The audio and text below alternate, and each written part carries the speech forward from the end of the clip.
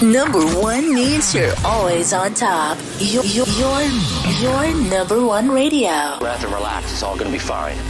Wakey, wakey, wakey, wakey, wakey! Ito po ang iRadio. Naglilingkod para sa sambayanang Pilipino. Sikat sa sukat, hari ng QC, hilig ng Pasig, tinututukan ng taga-Bikutan hanggang Alabang. Ito rin malamang, panay-panay, nakikinig ang Pasay.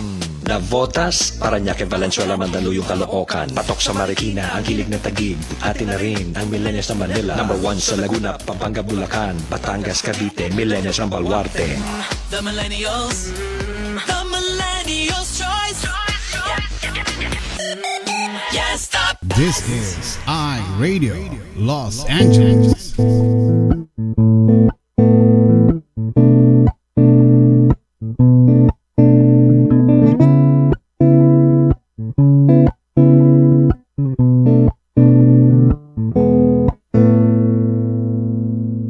Ikaw ba ay mayroong mga problema?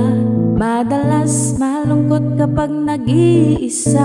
May alam akong sa'yo ay magpapasaya, at siguradong lungkot may mapapawi nila.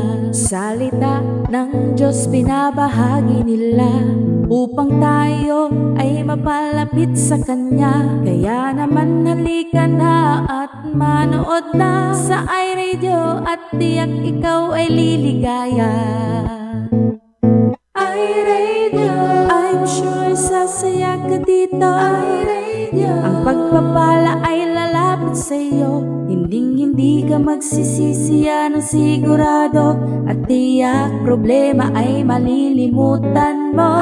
iRadio, I'm sure sasaya ka dito. iRadio, ang pagpapala ay lalapit sa'yo. Hindi ka magsisisi, yan ang sigurado, pangako. Sa iRadio, mga host ay nakakamangha. Talagang full charge, hindi nakakasawa. Mga blessings ay binabahagi nila, kaya si Lord talagang pinagpapala sila. Dito ay talagang talented ang lahat. Mapakanta o sayaw, hindi nagpapaawa. Kaya't halika na sa iRadio, tumutok ka na upang ang araw mo ay maging masaya.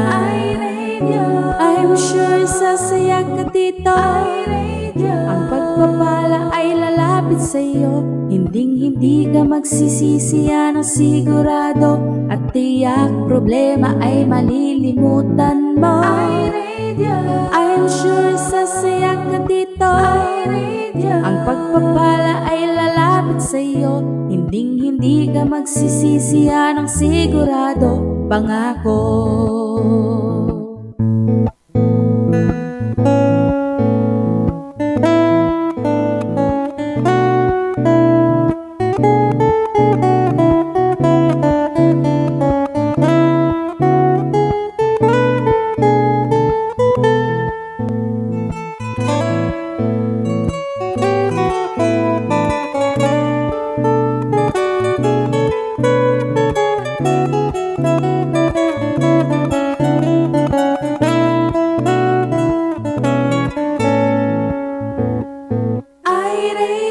I'm sure sasaya ka dito. iRadio, ang pagpapala ay lalapit sa'yo.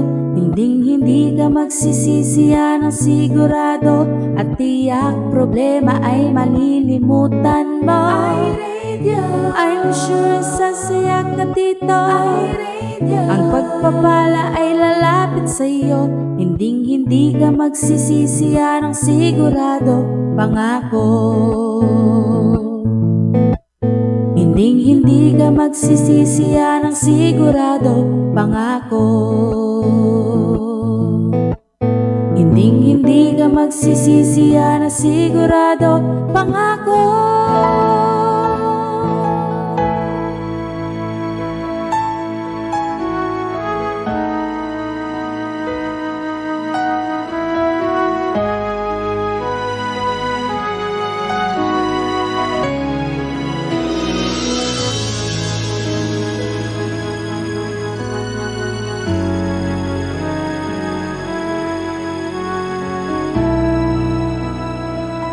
sa presensya mo, Panginoong Jesus.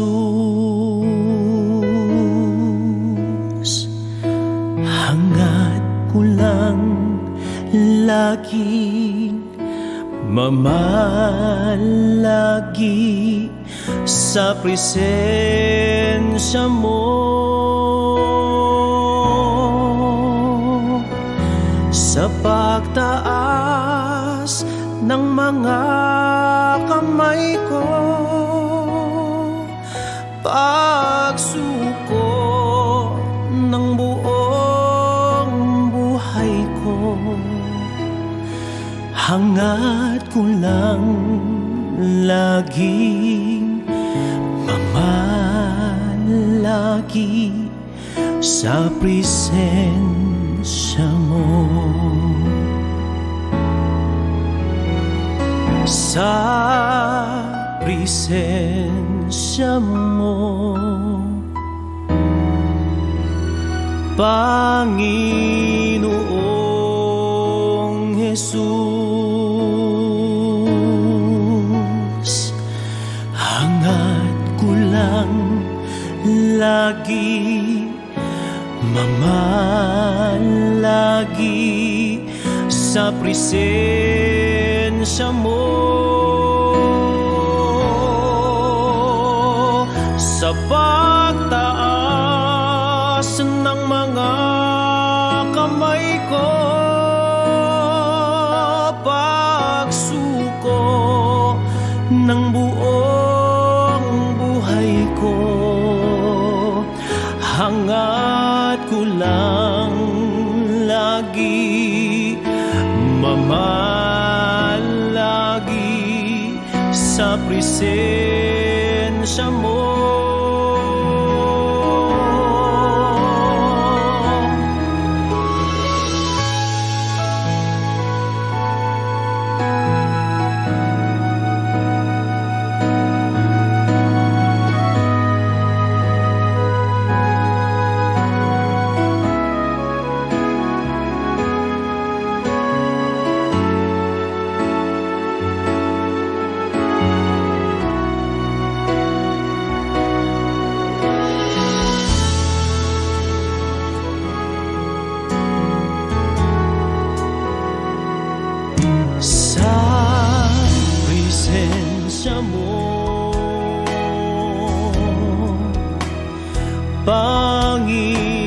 Panginoong Jesus. Hangad ko lang lagi mamalagi sa presensya mo, sa pagtaas ng mga kamay ko, pagsuko ng buong buhay ko.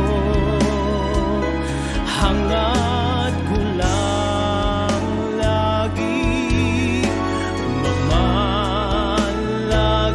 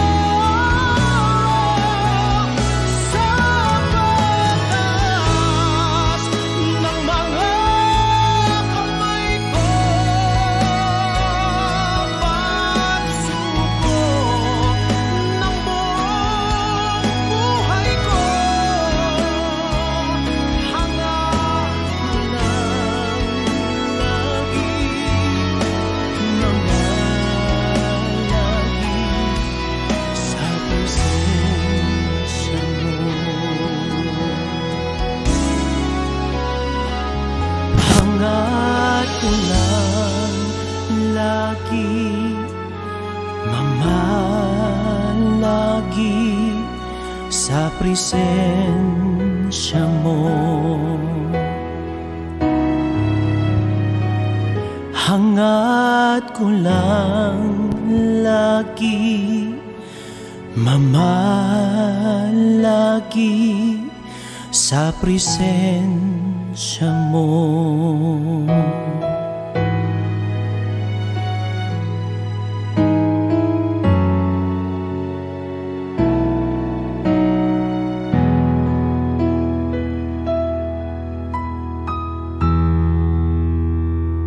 Alright, thank you so much Pastor Francis Coronel ng Mahiding Place TV sa presensya mo. Magandang morning Metro Manila at buong Pilipinas. At ito po ang iRadio, araw po ng sandali ha.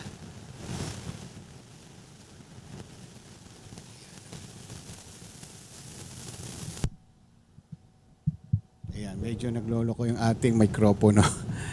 Ayan. Naglinis kasi ako kanina, baka nagalaw yung ating ayan, okay na siya.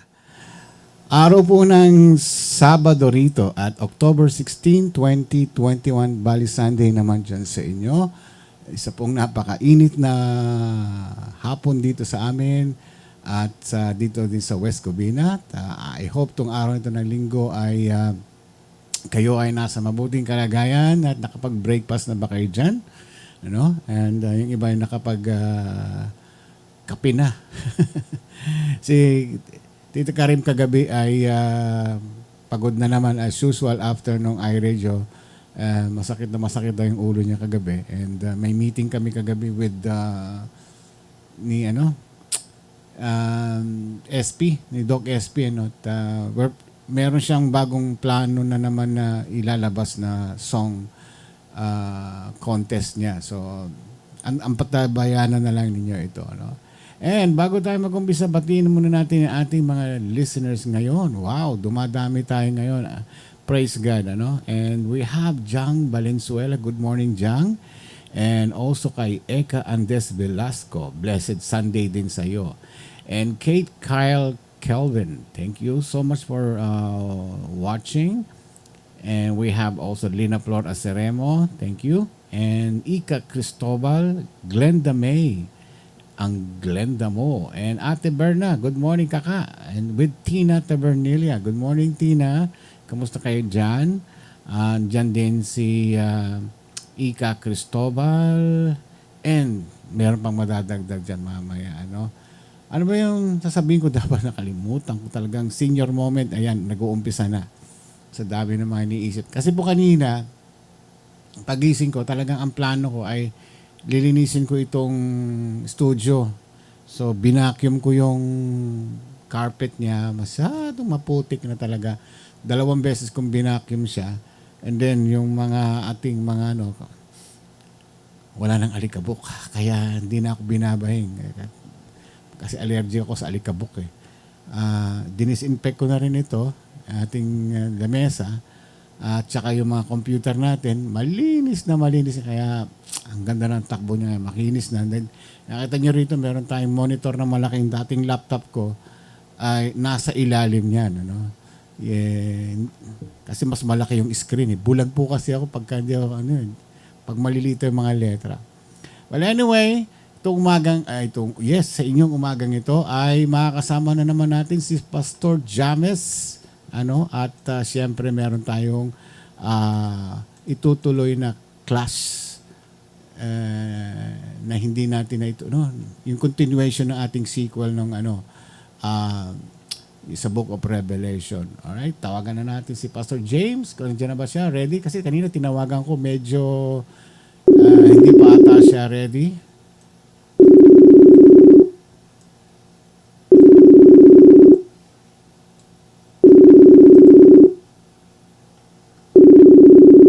Tulog pa ata.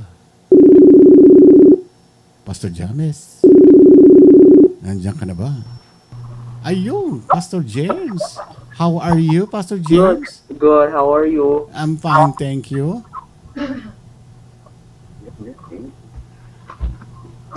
Yes? How are you today? Good. Good? How's the weather? Is it The hot? weather is is if I look here, it's sunny right now, 88 degrees. Yeah, what's your temperature today? Oh, West Covina. You don't know? don't know. Maybe it's about 96, 81 degrees today. 81? Are you sure? Yes. It's 96 here. Inside the house. Oh, inside the house. Okay. I thought it's outside. Anyway, Anyway, it's 16 minutes past 17. I mean, past 5 Pacific Standard Time. We are now broadcasting live dito sa Bellflower, California, USA. wow. Oh no, why is it 17? Because it's 24 hours. Okay. So let me get started.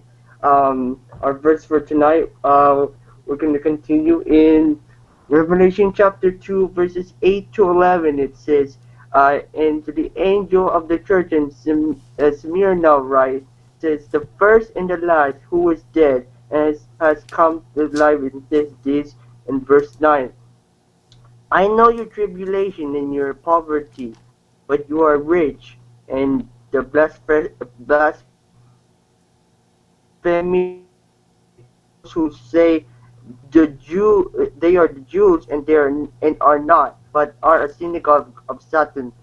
But do not fear what you are about to suffer. Behold, the devil is about to cast some of you into prison, so that you will be tested, and you will have tribulation for 10 days.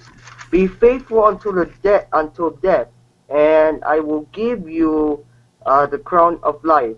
He who has an ear, let him hear what the Spirit says to the churches. He who overcomes will not be hurt by the second death. And the title of this message is The Church of Smyrna. Now let me call Pastor James to share his Bible study for tonight. God bless. Thank you, Jeremiah. And let's call on Pastor James Valdez.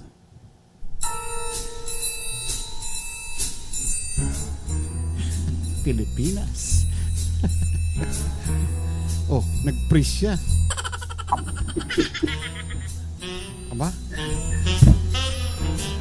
Aba? Red, white, and blue na siya ngayon. Pilipinas. Oo, pinaalala mo na naman sa akin si Nanay Pilipinas. Yeah. Ganda ng t-shirt mo, Pastor. Saan mo nakuha yan?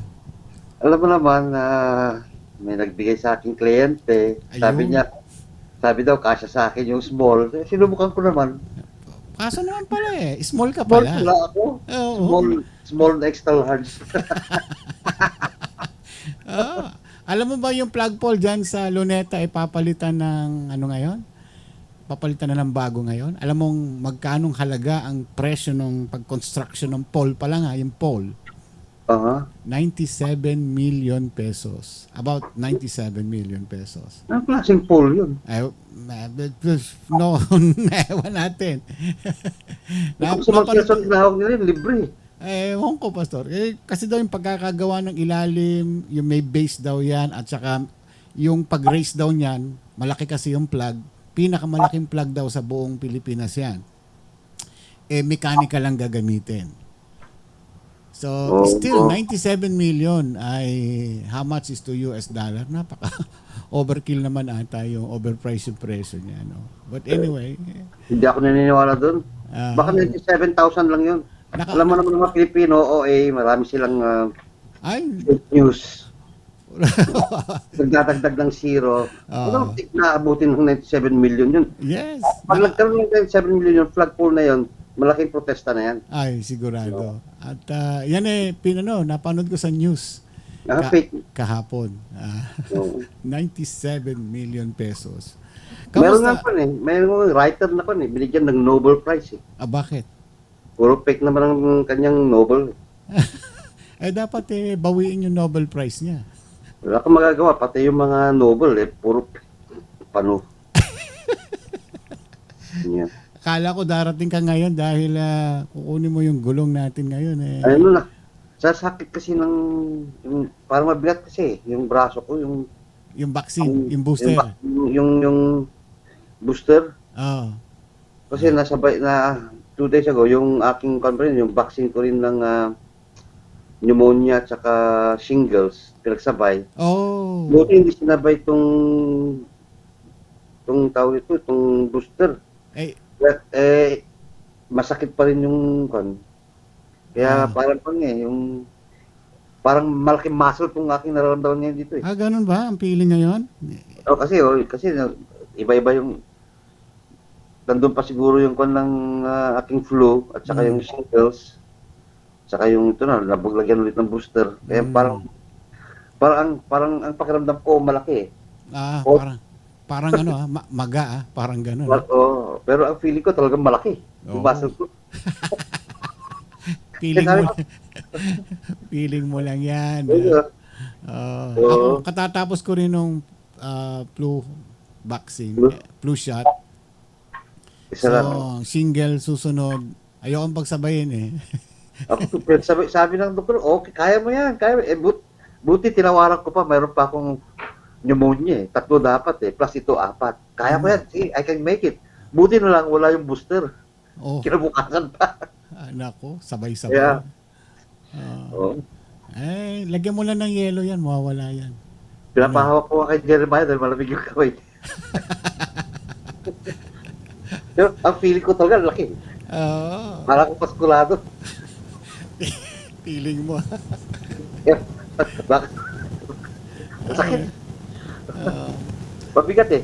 Pero anyway, kaya sabi ko, kaya ko pa naman magsalita kaysa ito. Pero hopefully mawawala ito mamayang gabi o bukas. Ay, sure yan.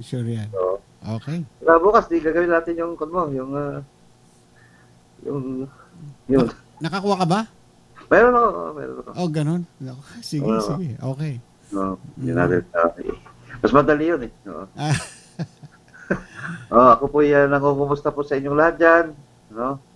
Lalong-lalo po sa bansang Pilipinas. Mahal ko kayo. Pero hindi ko mahal yung napakamahal naman yung poste na yun. 97 million pa. Kung tinahawag kami ng mga sales dyan, kaya namin lagay yun. $7. Pero wala daw anomalya eh. Talagang mismong nagsabi yung anong tawag nito? Hindi yung contractor, kundi yung Department of sa local government mismo. Department of Poste. Ganon. 97 million. Ano pa yan Nakalimutan ko, meron pang butal yan eh. Tatawagan ko yung kilala kong contractor sa Malacanang. Susulutin natin 97 million. Baka anong klaseng flag naman yun?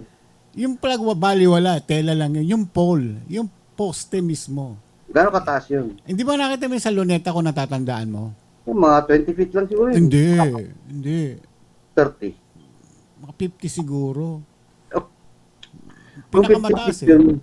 50 feet. Yung poste niya, ang laki. Nung last time na matandaan ko kasi hinawakan ko yung poste, ganun.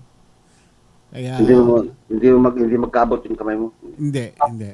Tapos yung pataas niya ganun telescopic. Hindi yung yung 8 diretsong pataas na ganun. Telescopic siya, ganun. Pero 97 million is overkill. I know. 1 million maniwala. Yung 1 million is also overkill. Overkill pa rin Oo. Magkano lang ang bakal? Panoodin mo sa Saksi. Ay, nako. Saksi. Yun ang balita na maaasahan mo tsaka TV5. Yun dapat ang gawin ni Pacquiao. Tingnan niya kung magkano yun. Yun. Yun. Yun ang imbestigahan niya. No? Hindi imbestigahan ni Pacquiao. Kung nakita niya yung dapat yun ng kanya kasi ebidensya yun. Kaya yung suot mo, 97 million yan. Ito? Binigay nga lang paano mo 97 million? Out of the heart lang dapat out of the heart. Proud to be a Filipino, ha? Oo. Yeah. Anyway, pag naalala ko tuloy. 97 million. Oo. May mga kilala kong kandan sa Malacanang eh. Oo. Ay, tatawagan ko sila mamaya. Yeah. Sasabihin ko sila. Tanong mo, balita mo. Magkano yung kontrata doon sa Luneta, yung flagpole? Magugulat ka. Hindi nyo nga mapagawa yung tulay eh. Yung tulay na lang, doon pa bumagsak pa yung mga mayor.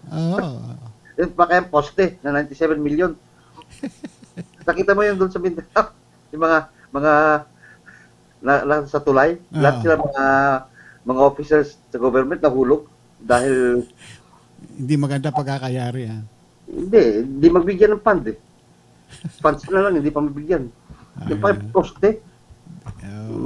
Nako. Kaya tapos hindi naman sinasaludo yung flag. Bago sila maglagay ng flag doon, tanongin nila muna sila kung maka-Pilipino talaga sila. Oo. Mas sa ating corrupt ang dami. Baka ma-sensor ako dito, mamaya may helicopter pipick up natin dito. Actually, in-interview pa yung mga tao eh. Kasi nakalagay sa signboard, malaking billboard yon nakalagay, na ang presyong aabutin ng construction na yon 97 million pesos. Around, more than 97, almost 98 pa nga eh. Dahil 97,000 something, almost 98. So, wow. Alam ko na siguro gumawa si Kon siguro naglagay doon, si Tata Enteng, naglagay ng 2 zero. Walang magawa sa gabi. Nasobrahan.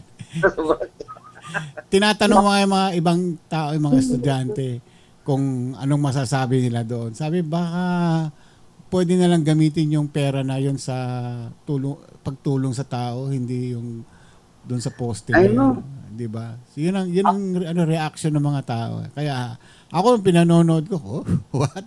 Miski ako. I'm not going to spend 97 million or 98 million for ganong klaseng, yun lang ang project na yun. So, yeah. 100 million divided by mga $5 million. $5 million? $5 million yun? Sabi mo, $5 million yun? Almost. Mga 4.5 million. Yeah. Pero, yung $1 million nga eh. I don't know kung ganyan. I guess, kung ganyan ang Pilipinas, mayaman sila. Bilib ako, napakayman ng Pilipinas. Kaya, maraming nagugutom. Yeah. Yeah. Sabihin natin kay Pacquiao yan. Sabi ko kay Greg. Tawagan si Greg.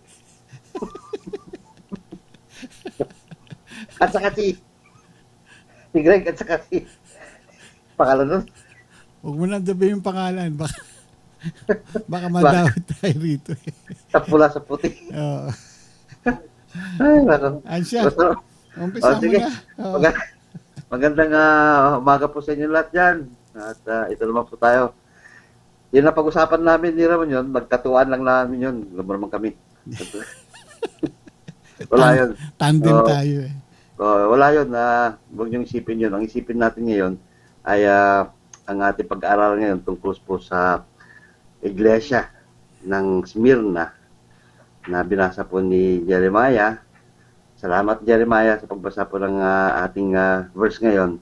At dito natin makikita yung karakter ng Panginoong Kristo at ang karakter ng church na kung bakit sinabi ng Panginoon tungkol sa church na to. Unang-una, ito po ay pinangalan ng the Church of Martyrdom. No? Bakit tinawagan Church of Martyrdom? I-share ko po ito yung sa inyo ulit ang ating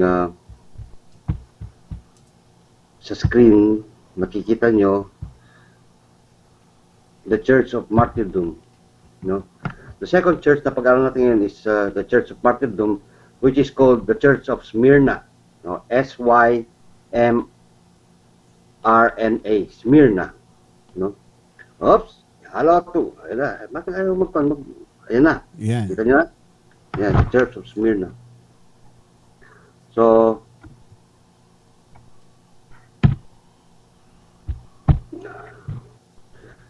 ito po sa Church of Smyrna, originally, ito yung dito, yung settlement ng mga Ionian. Naalala niyo pa yung the Church of Ephesus, yung Ionian, ay doon po yung mga atleta, no? Yung mga athletes na nagpapaligsahan. At ito ngayon yung sinasabi nating worldwide na paligsahan dito sa mundo, kundi tinatawag na Olympics. No? Olympics every 4 years na ginaganap. Itong lugar na to, Smyrna, City of Smyrna, ay ito yung mga doon sila dumadaong, doon sila nagre-renta, doon sila natutulog, doon sila nagre-rest. At napakagandang city po to. Itong city na to, within the city, mayroon pong tinatawag na the Church of Smyrna. At ito po ay tinutukoy ni Panginoong Jesucristo kay Apostle John. At pero tingnan natin ang history ng Smyrna. Smyrna was built by Alexander the Great at ang kanyang kasama na si Antigone, no? And it became wealthy and famous.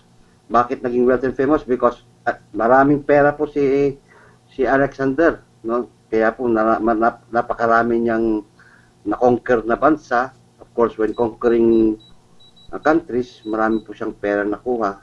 At ginamit niya dito sa Church of Smyrna, dito sa the City of Smyrna. And the City of Smyrna is located 40 miles from Ephesus, yung pinag-aralan natin the Church of Ephesus. And the City of Smyrna was called Beautiful. Napakaganda po dito, napakaganda. Ngunit dahil sa naglipas ng mga panahon, ngayon mga poste na lang ng mga buildings ang makikita natin doon. Smyrna was also indulged in idolatry. So makikita natin dito na napakarami po rin hindi magagandang ginagawa ng City of Smyrna.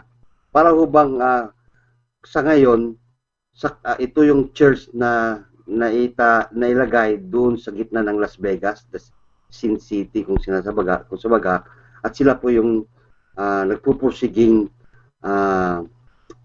at ipinagpapatuloy ang gawain ng Panginoon Diyos doon sa isang syudad na marami pong hindi maganda o di kaya-ayang ginagawa, no? At ito po yung sinabi ng Panginoong Jesucristo doon kay Apostle John, no? It is one of the shortest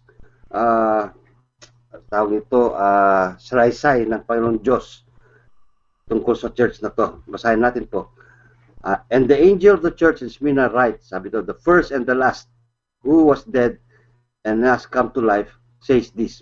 So, sinasabi ng Panginoon na siya yung the first and the last. He is the Alpha and the Omega, no? Na siya yung namatay at siya yung nabuhay, no? So, ito yung pinapakita ng Diyos na kung sino si Jesucristo, no? At sinasabi niya dito, I know your tribulations and poverty, but you are rich. So, anong ibig sabihin dito? Alam ng Panginoon, ang Panginoong Jesucristo, ang kanilang pinagdadaan ng kahirapan, tribulations at yung poverty, kahirapan din, no? Yung walang poverty is being poor, no? Pero sinabi niya dito, but you are rich, mayaman kayo, sabi ng Panginoon Diyos. And the blasphemy by those who say they are Jews are not, but are synagogue of Satan. Do not fear what you are about to suffer. Behold, the devil is about to cast some of you into prison, so that you will be tested, and you will have tribulations for 10 days. Be faithful unto death, and I will give you the crown of life.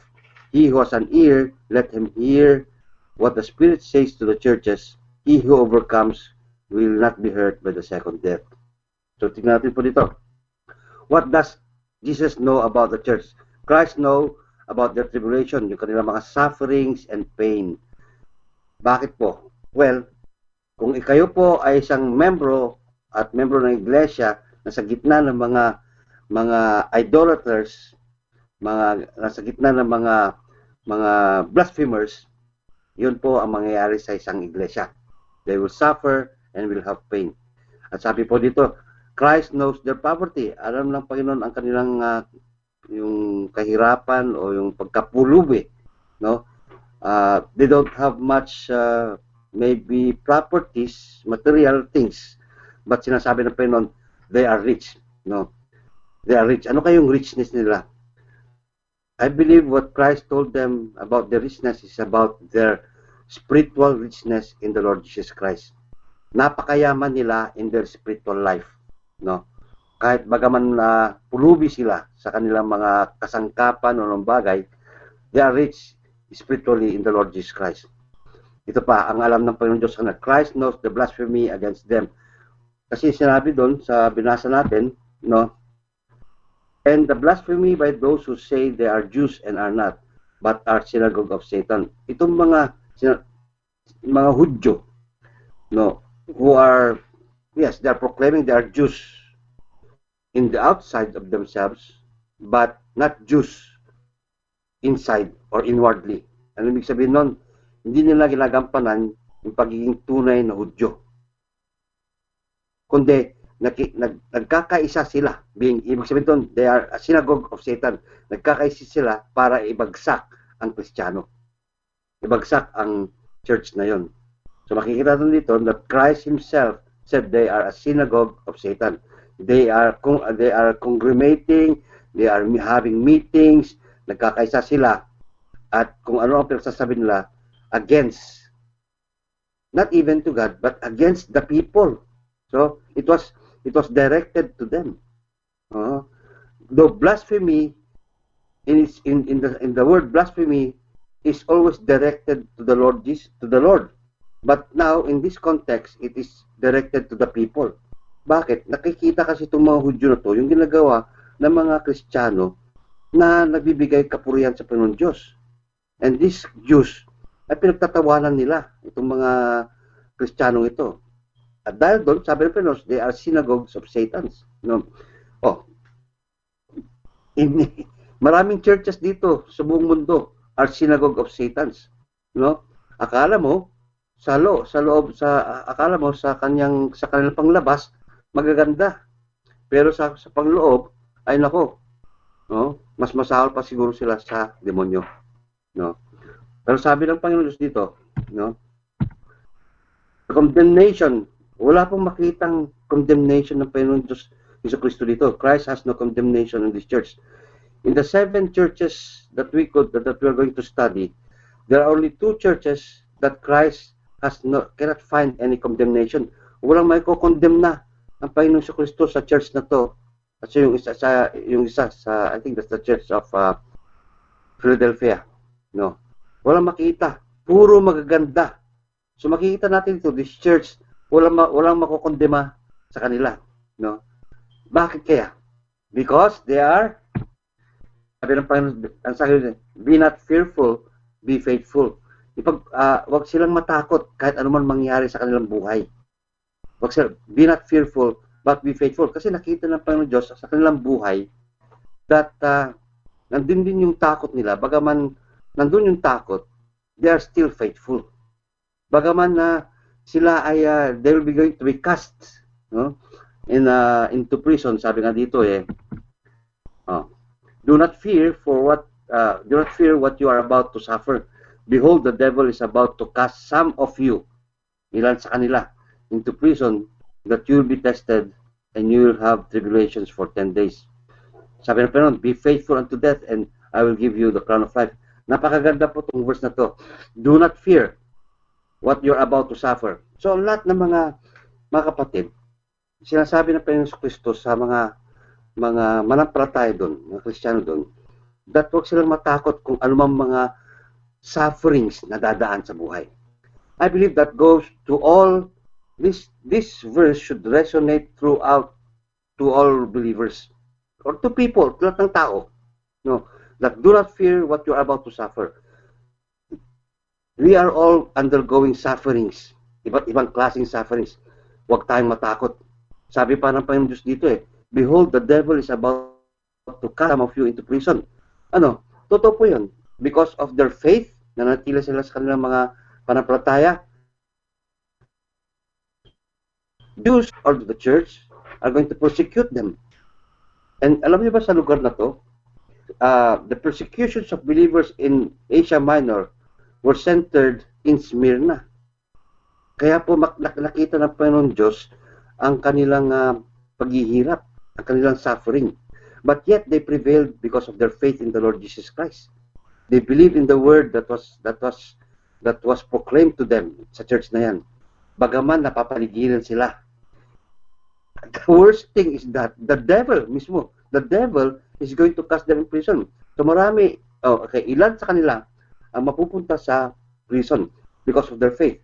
And maybe you, o ilan sa atin, we're going to be tested. Maybe some of you are going to have different kind of sufferings. We'll go to different kind of sufferings dahil gusto ng Panginoon Diyos that we are going to be tested. Sabi nito, and you will have tribulations for 10 days, 10 araw. Okay, maaari din siguro 7, kasi ang isang araw noon was computed as ang 1 day was computed as 7 years. So, if there are 10 days, 70 years. That's computations of other scholars. But let us take into the context kung anong sinabi ng Panginoon Kristo, 10 days is 10 days. Okay? 10 days is 10 days. So, 10 araw lang.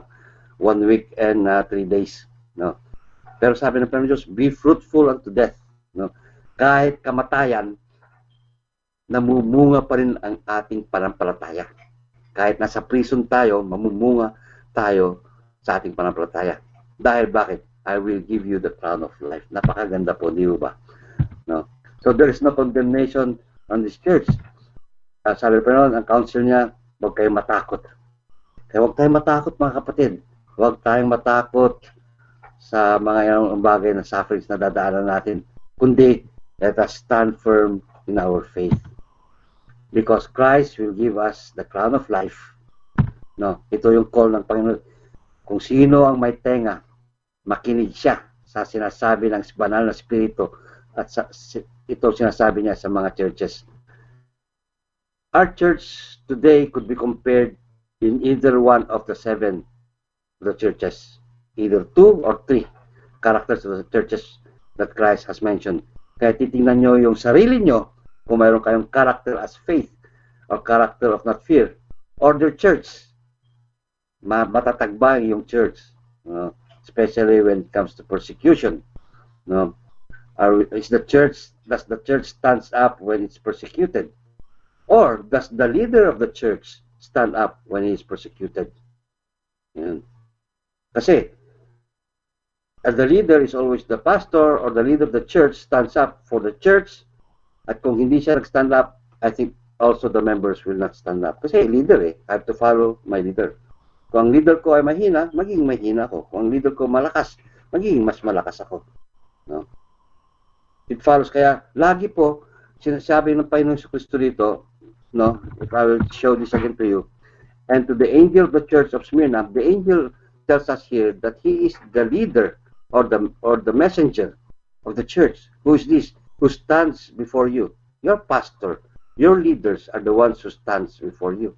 So, binibigyan ng Panginoong Jesucristo itong sulat na to sa kanila. At ngayon, binabasa natin, we should know where we should stand for. No? And ang challenge ng Panginoong Jesucristo, he who overcomes shall not be hurt by the second death. What is the second death? Magkakaroon ng dalawang kamatayan. Okay, ganito yon. I'd like to explain to you what is the second death. No? What is the second death? The second death is okay, nakita niyo, the second death,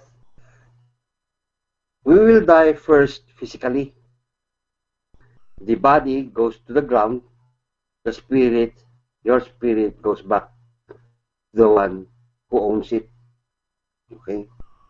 And then, ang second death is that ang sino man hindi nakitaan ng Panginoon Diyos na walang Kristo, he will cast them in the lake of fire. That is the second death. Okay? Pero kung sino man ang nakitaan ng Panginoon Diyos na may Kristo,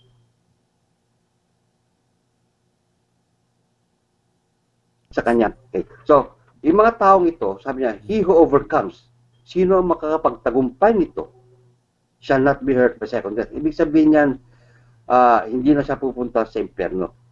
That is na nakalaan para sa mga devil, sa demons, no? Actually, hell was made not for man, no? It was made for the angels, the fallen angels, no?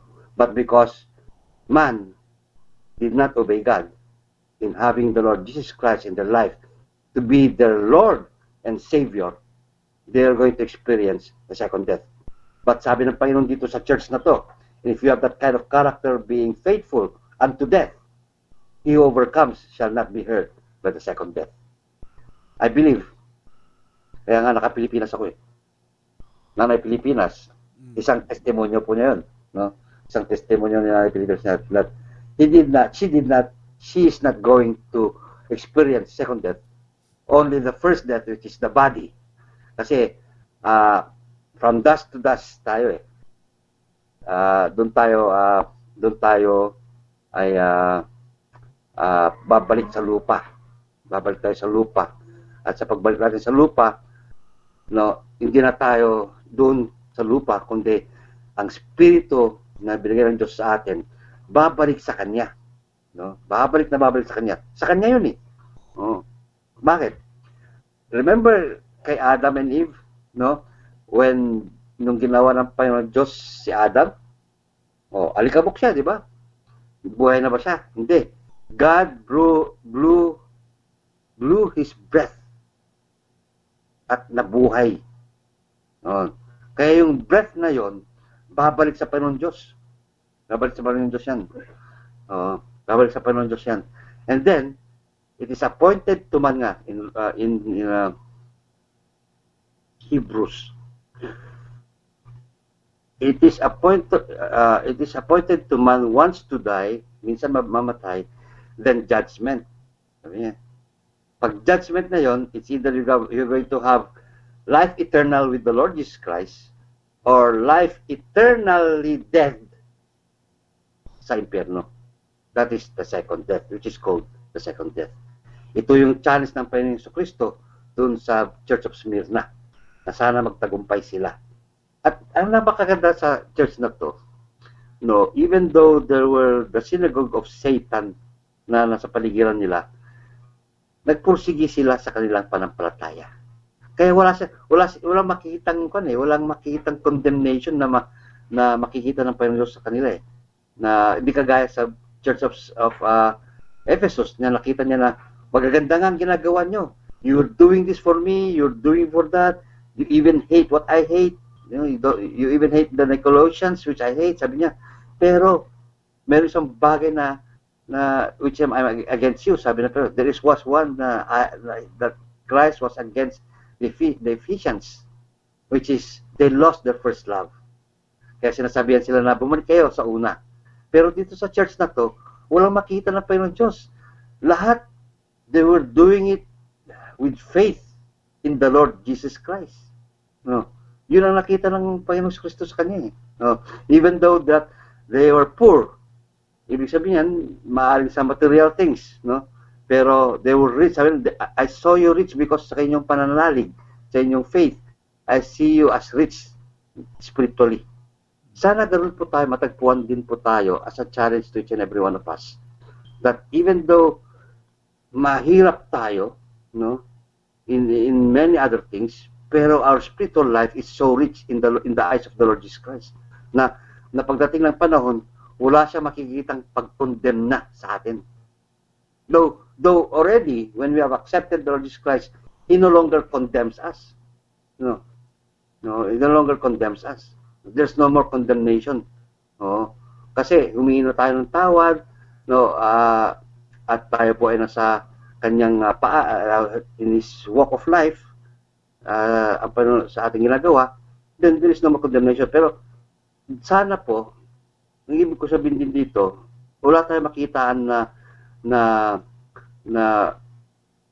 ang ating panampalataya ay nag-aandak-andak, nanghihina, kahit nasa gitna ng mga sufferings, lalo pa sanang lumalakas ang ating pananampalataya. Our faith grows stronger when sufferings come. Diba? At doon nakita ng Panginoon Diyos sa buhay po ng mga taga Smyrna. At napakaikli po ang sinabi niya dito. Kaya it is one of the shortest message of Jesus Christ to all the churches. No? Kasi wala siyang masabing pagko-condemn na eh. Kundi pagpatuloy lang kayo sa ginagawa niyo dahil bibigyan ko kayo ng he overcomes will not be hurt by the second death, sabi niya. So, ito po mga kapatid, I hope and marami po tayong nakita na diferensya dun sa first church and the second church. And dito, pinapakita kasi ang Panginoon Diyos, His also character, that He is the Alpha and the Omega. Pinapakita niya na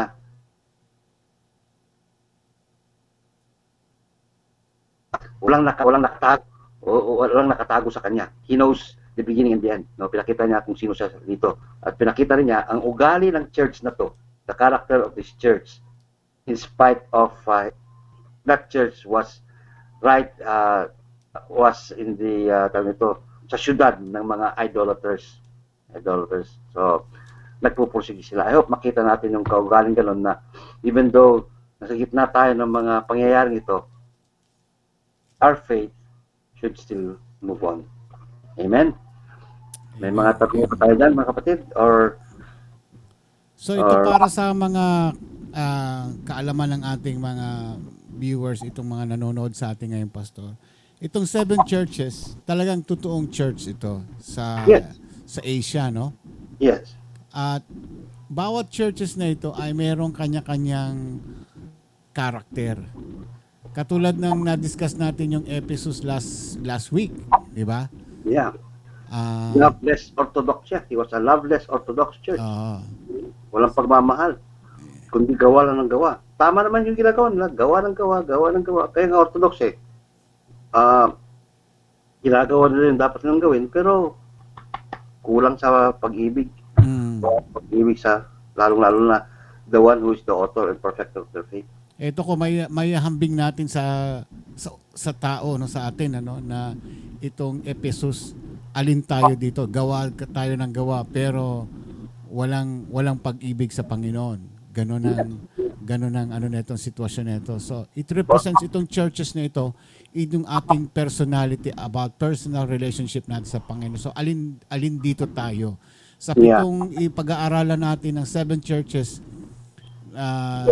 dito ay malalaman natin kung ano tayo rito sa mga churches nito na babanggitin natin. And today we have discussed yung Smyrna. So, ang Smyrna ay lahat talagang perpekto, no? Yeah, walang masabi. Walang masabi ang Panginoon dito. No comment siya rito. No comment siya. No condemnation. Wala siya may condemn na. Lahat papuri sa Kanya. There's only 2 churches in the church, the 7 churches na pag-aaralan natin.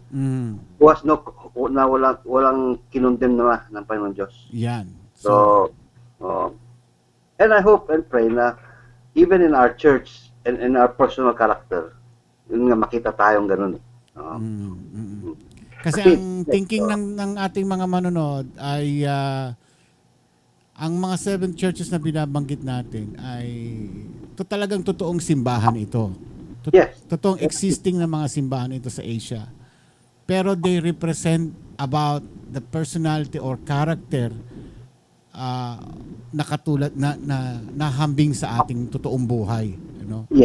So, yan ang para may bigay ko lang yung overview ng ating manonood na makita nila ano ba yung binabanggit ni pastor ng mga simbahan? Ano bang pakialam namin sa mga simbahan na yan?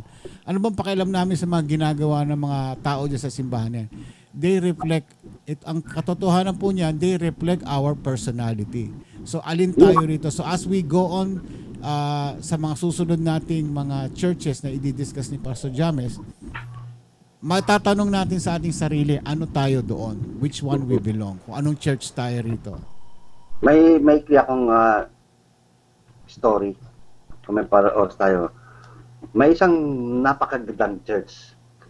Kung ikaw nasa katayuan ko, I would go to that church. Well, because napakaganda ang choir, magagalang ang mga tao, may pagkain sila, Yun.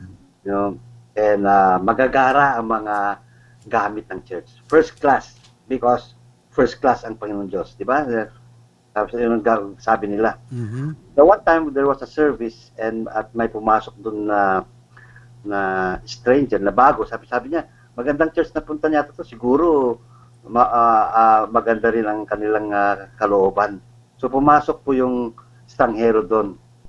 So lahat habang nagme-message yung pastor, pagdating yung estranghero, lahat napatingin sa kanya. Napatingin sa kanya. So yung mga iba medyo lumayo, hinayaan lang na umupo yung lalaki sa likod. So nakita rin yung pastor yung tao na umupo doon. Pero nalito yung pastor eh. Hindi niya alam ang gagawin niya, pero patuloy niya pa rin yung kanyang mensahe. After the service, he approached the stranger. Welcome, sabi niya. Ano pong mapaglilingkod ko sa inyo, sabi niya, ng pastor. Sabi nito, napakaganda tong your church nyo. It seems like I am led to this church, sabi ng estranghero. Oh yeah. But is it okay? The next Sunday you come here, you talk to Christ, to the Lord Jesus Christ. Nagulat yung estranghero. Why? Sabi niya, can you ask the Lord Jesus Christ ano ang the proper attire na pumasok sa church? Sabi niya. Okay, sabi ng estranghero.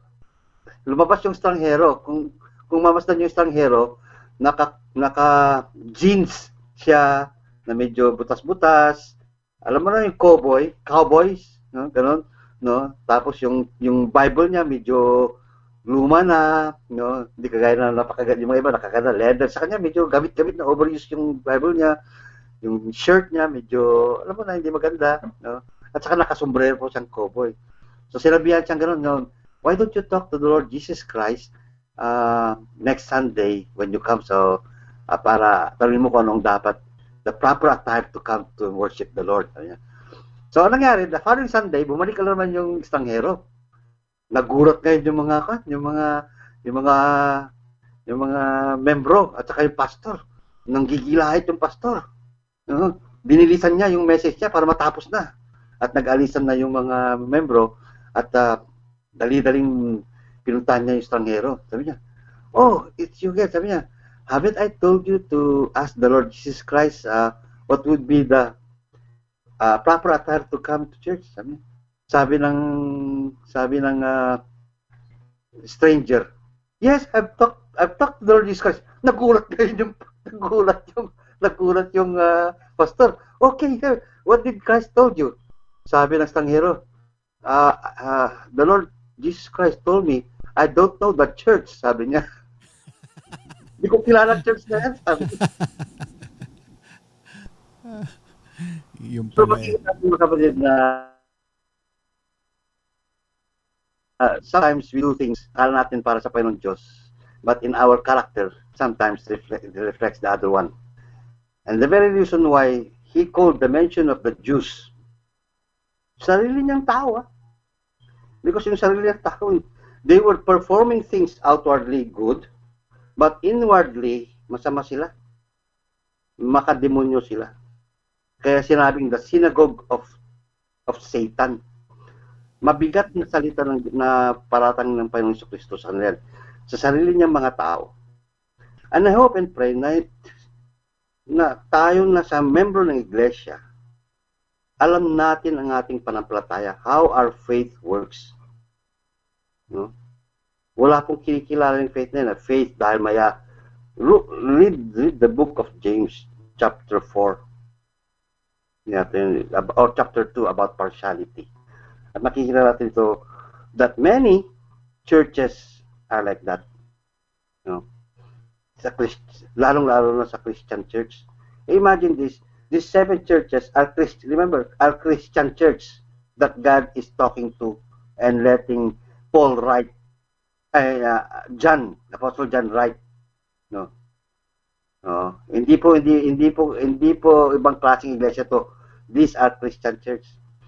So, kung tayo po ay Christian church na sinasabi natin and we have this kind of characters in our life, mag-isip-isip na tayo. Amen. Oo. Kailangan tayo. And pag naisip natin, we go to the challenge of the Lord Jesus Christ. Yung challenge niya na papalitan natin ang ugali natin. Ayusin natin. Totoo yan. Oo. Pag-aralan natin mabuti ano, kung ano yung church na pinapasukan natin. Ano. Kasi pwede tayo maging santo sa linggo, pero Lunes hanggang Biyernes o Sabado, ay kung nasa opisina tayo, sa labas tayo, so, iba na tayo. Nag-iiba na yung kulay natin. And it's experience-wise, I've done that. Nagawa ko na rin yan. Pero nakita ko po yung malaking pagkakamali kasi. No? Malaking pagkakamali. At kakahiyan na ginagawa ng isang Kristiyano. Because dala natin ang pangalan niya eh. Dala natin ang pangalan niya. Kaya kung maibig sana pag-aralan natin yung to be yung the fruit of the Holy Spirit. Yun ang pag-aralan natin maigi. Kasi kapag nakapag-aralan natin yun, the best ang character mo. Totoo yan. Actually, talagang walang perfectong church, ano? There's no perfect church. At even ang pastor din hindi rin perfecto, no? So minsan kasi ay napupunta tayo sa church na maganda, akala natin maganda. But as we learn, as time goes by, natututunan, nalalaman natin yung how would you say na kamalian ng church na ito, no? So maganda yung ganun kasi kung mayroon tayong nakikitang imperfections, what do we do with imperfections? Inaayos, di ba? Kaya, it's either us or the others, may inaayos ang Panginoon Diyos. Perfection only comes when we are in heaven. No? Pero, pinapabanal na tayo ng Panginoon Diyos. He is trying to make us perfect in our ways so that ang mga taong wala pa sa Panginoon Diyos, nakikita po yung ugaling perfect sa atin ng Panginoon Diyos at yun ang magbibigay daan sa kanila na may Panginoong Jesucristo pala. No? Kaya napakaganda po na kapag ang hangarin nyo ay to go to a perfect church at kung nandun na kayo, well, welcome. Hindi na perfect yung church. Kasi ikaw mismo ay hindi perfect. May tanong dito isa, Pastor. Ano daw po ang ideal o ideal na church? Ideal church? Tapusin natin to at makikita mo which is the ideal church. Huwag kang mainip. Darating tayo dyan. Ayaw ko munang biglayin kasi you have to learn the 7 churches, then you will see even in your life, in your personal life, no? Na ay ganito pala, no? At dito makikita mo sa church nyo o sa ibang church na ganun pala, and maybe you could be a contributor in making changes. Amen. Totoo yan. Maari. Maari yan. Kaya pag-aralan natin muna to. Yung ideal, coming soon. I think there's no such thing as ideal church eh. Kapag sa ideal kasi parang perfect na, di ba? Oo. Yung parang bang parang wala ka naman masasabi. Wala ka naman. Parang itong diniscuss mo ngayon. I don't think na gusto mo doon ka sa Smyrna dahil po ang mga kalaban mo doon puro perfectionist, ano? Mga Hudyo lang, ano? Ilalagay ka pa sa prison. I don't think. Pero ang nun is that it is the personal self mo na ayusin ang character mo to become perfect. Yeah. Especially maybe in our thinking, in our speech, in our action. Dati-dati, barumbado ako. Ngayon, hindi na. Ganun, no? Dati-dati, mabigla-bigla ako. Ngayon, malumanay na. Diba? May changes, may pagbabago. And this is what Christ wants to see in the churches. There is church. Christ knows there is no perfect church. Ngayon. Christ knows that lagi kan. And God works into those imperfections. maganda nga at nakikita natin yung mga imperfections natin eh. Kasi kung hindi, we are going to be prideful na kung lagi akong tama. Hindi ka lang nagkakamali. No? Correct. Pero kung napakita yung pagkakamali sa'yo and realize that we are wrong, there is humbleness, there is forgiveness, doon mo pala makikita na ang ibig sabihin ng humbleness. Doon mo pala makikita ang ibig sabihin ng forgiveness. Di nagkaroon ng pagbabago, di ba? Ganun yun eh. Kasi kung hindi, di mo makikita ang ibig sabihin ng mga sinasabi ng Panginoon Diyos. Yeah. Sabi ni Tina, parang sa tao, di lang panlabas, kailangan pati sa loob mabuti rin dapat. Ayan. Yeah. Good inside, good outside. Yeah. Kaya gaya ng sabi mo, kapag sinabi na kahit na hindi ka maganda, pero sinabi mo sa sarili mo maganda ka, makikita ng aura mo, maganda. Yeah, correct. No? Yeah. No? Pati yung ang gwapo, ma-inlove sa'yo eh. Oh, yes. Kasi yung aura mo, maganda eh. Yeah. Actually, yun ang mga hinahanap ng mga lalaki. Susunod yan eh. Kasi totoo yan, Pastor. It's not only psychological, nakakatulong sa mental natin yun. Ano? Pag inisip mong pangit ka, it will reflect the whole life. Pangit. Pero kung inisip mo maganda ka, magandang output. Kasi yun... Tandaan natin yan. Huwag mo na isama yan. Sa computer tawag namin yan GIGO. GIGO. Garbage in, garbage out. Pag pinasok mo garbage ang lalabas. Pag pinasok mo mabuti lalabas. So, ganun din ang feed ng utak natin. Pag sinabi mo sa sarili mong pangit ako, pati panlabas mo, ugali mo, lahat lalabas pangit. Kasi magkakaroon ka ng discouragement eh. Madi-discourage ka, mapoprostrate ka. Lahat insecurity mo lalabas. Whereas kung mo ngayon pangit eh. No? Yeah, pero kung isipin mo, I am beautiful, I'm sexy, maganda ako. Tingnan mo, magbibihis ka na maganda, mag-aayos ka, pati pananamit mo, pati pagkilos mo, aayusin mo, everything will be beautiful. So yun ang sinasabi ko. Kaya yung ating mga kababayan dyan na kahit sino, this is also I share sa ibang taong nakakausap ko na do not think na pangit ka. Kasi pag inisip mong pangit ka, that will come to your personality. But if you think you're beautiful, everything you see is beautiful. Sabi ko sa kanila. Let us always remember that when God creates, He said, it's good. Maganda lahat yan. Amen. Good is maganda. Sa Kanya is maganda. Is good. Okay? Remember, it's God who said that. Pero sa demonyo, sa kalaban, pangit. No? Pangit ka. Sasabi siya, pangit ka eh. Yan ang ugali, trabaho ng demonyo eh. Yung sirain ka eh. Sirain ka. Sirain ang maganda. Yes. Kaya dito sa pinag-aaral natin, we will discover nga, gaya sabi ba naman, the characters of the church before and the characters that is makikita niyo sa ibang churches ngayon. At the same time, personally, your character. Amen. Totoo yan. Magkakaroon ng nadidevelop ang ating mga characters into Christ-likeness.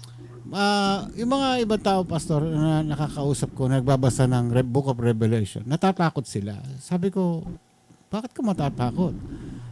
Actually, sabi sa umpisa pa lang, you will be blessed. Di ba? Pag nabasa mo ang Revelation, mabibless ka pa. Kasi it gives you the revelation. It reveals you what will happen. Pero yung what will happen, it doesn't mean na masama ang mangyari. It will give you the warning. It will prepare you for something. Yan ang sabi ko sa kanila. Kaya there's no need to be afraid of reading Book of Revelation. Kasi minsan the Word of God reveals what yung tinatago ng tao. And minsan ang mga tao ayaw lumabas, ayaw nilang ilabas dahil nahihiya sila, natatakot sila. Pero sabi ng Panginoon Diyos, kapag kayo ay lumapit sa akin, humingi ng tawad sa lahat ng mga bagay na yan, mawawala lahat ng takot na yan. Kasi those are the things that we carry.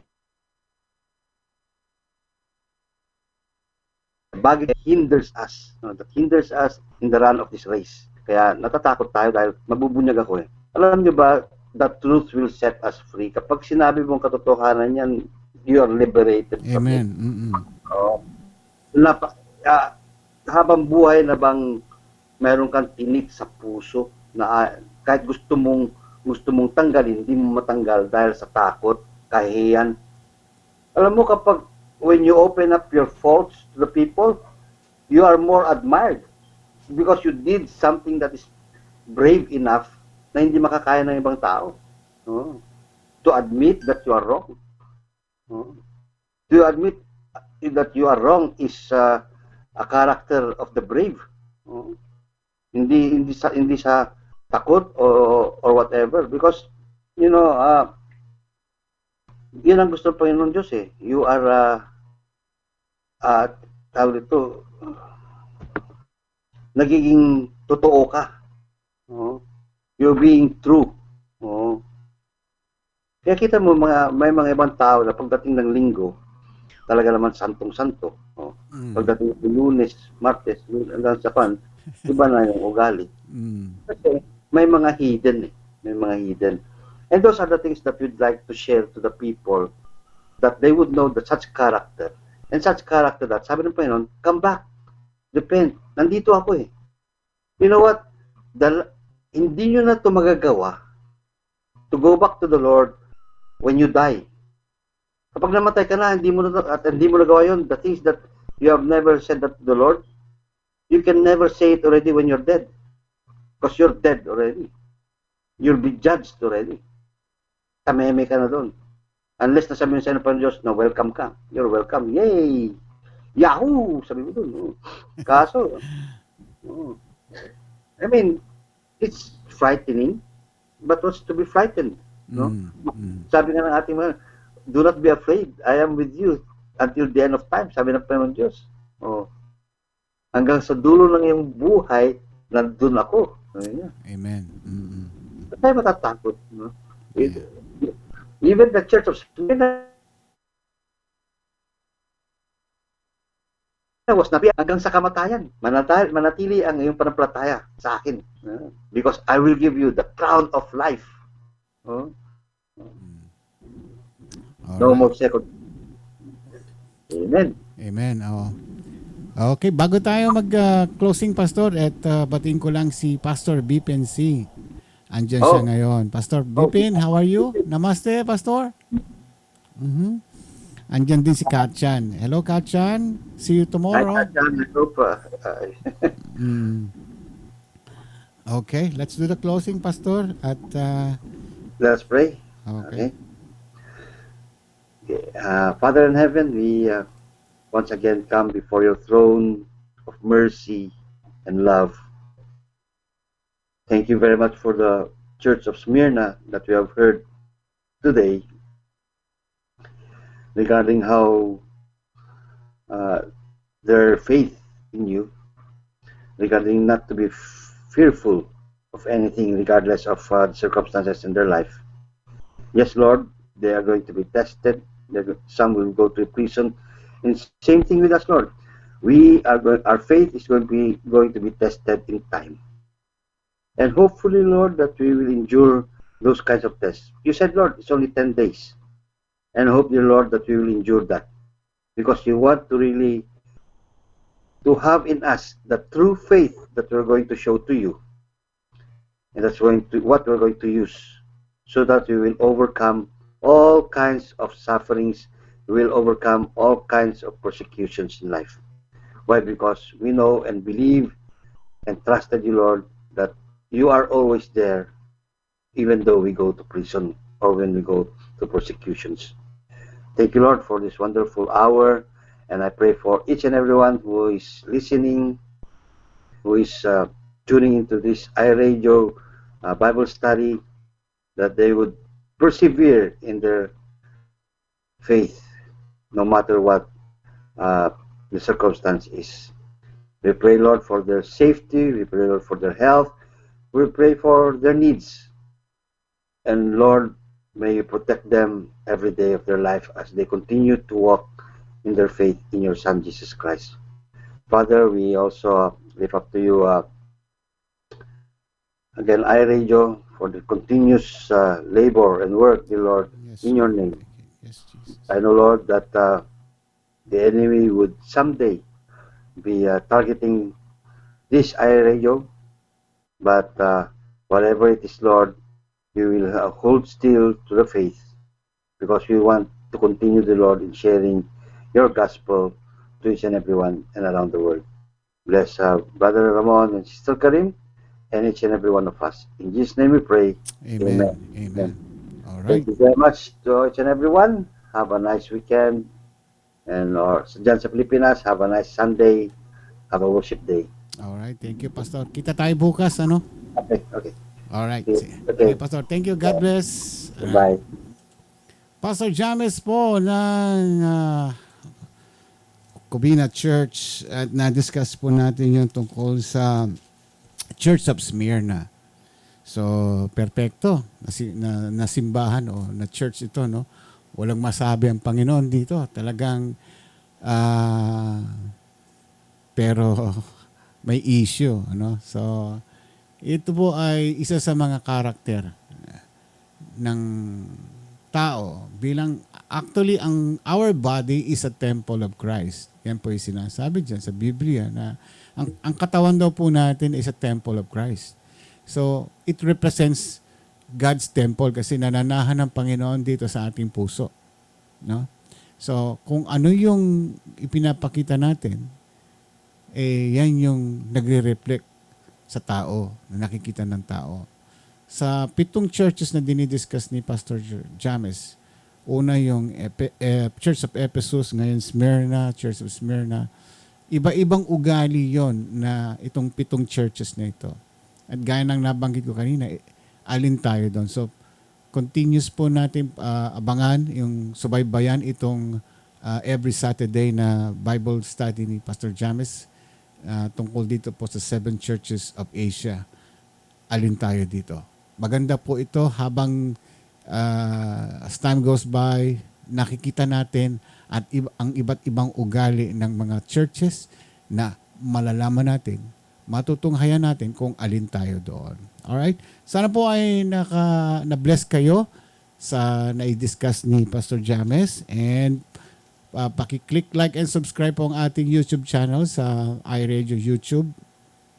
Please paki-share din po sa ibang tao at yung thumbs up, paki-click niyo lang po ninyo dahil we need that also na pinanood ninyo yung ating show o itong ating programa na ito ngayon. So, not only with that, supportan din natin po ang Covinas for Christ and also yung SMG, Special Moment with God. Kami po yung magbabalik ulit bukas, bukas, hindi pala bukas, Tuesday, Tuesday bali dyan sa inyo. Monday naman sa amin dito. So, we'll be back on Monday para ipagpatuloy na naman natin ang iRadio na sama-sama tayong muli na magpupuri at magpapasalamat sa ating Panginoon Diyos. Hanggang next week, see you guys and God bless to all. Ako po si Ramon pa. Nabilis yung ko. Mabilis yung aking ayan. Ako po si Ramon Pasco with Karim. Kami po yung magbabalik sa Monday. God bless po sa inyo lahat. Bye-bye.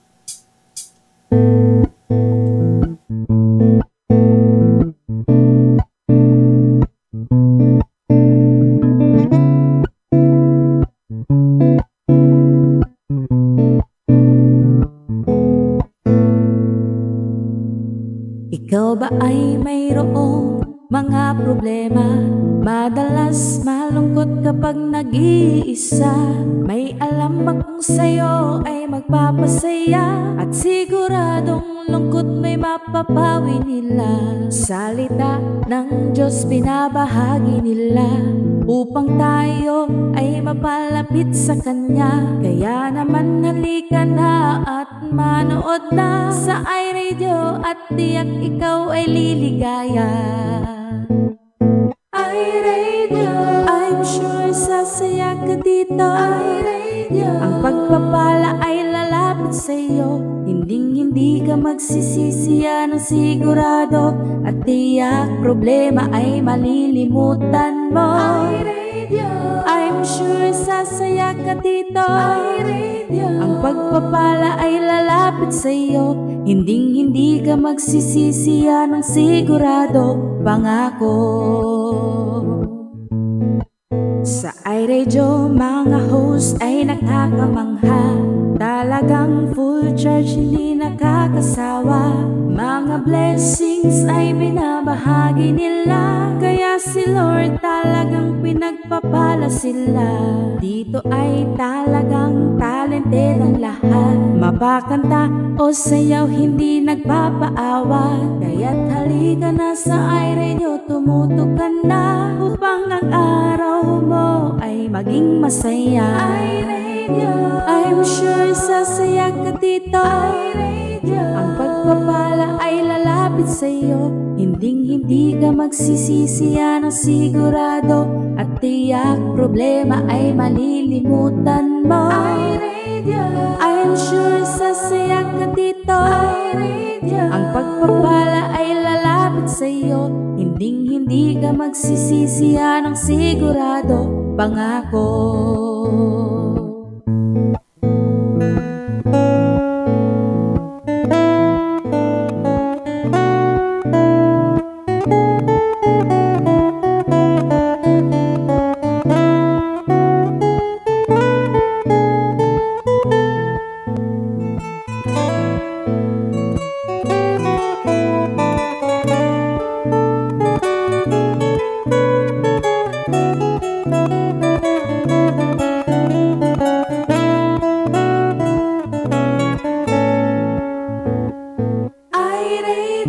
I'm sure sasaya ka dito.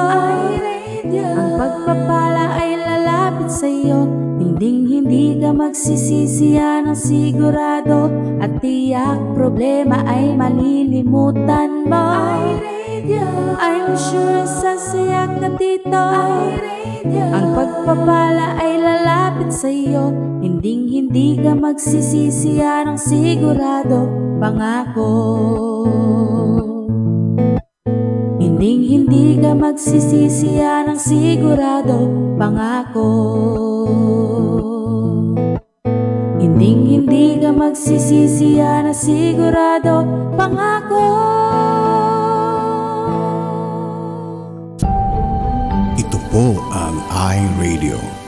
Naglilingkod para sa sambayanang Pilipino.